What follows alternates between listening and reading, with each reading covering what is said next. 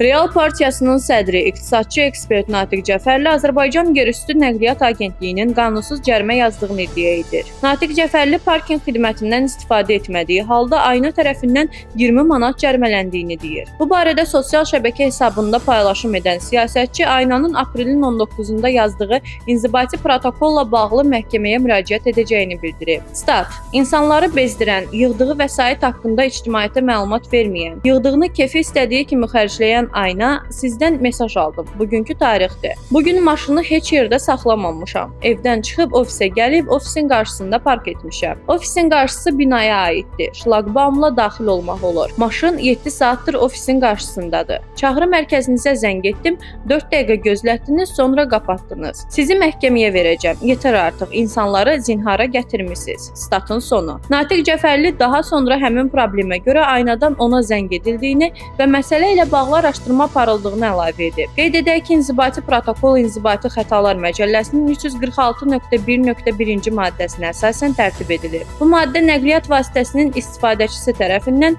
nəqliyyat vasitəsi ilə ödənişli parklanma yerinə daxil olduqdan sonra xüsusi proqram təminatı və ya SMS vasitəsilə parklanma müddətinin başladılmamasına, nəqliyyat vasitəsinin parklanmasına görə müəyyən edilmiş ödəniş edilmədən və ya ödəniş edilmiş müddətdən artıq parklanma yerindən istifadə üçün əlavə ödəniş edilmədən parklanma yerinin tərk edilməsi nəzərdə tutulur.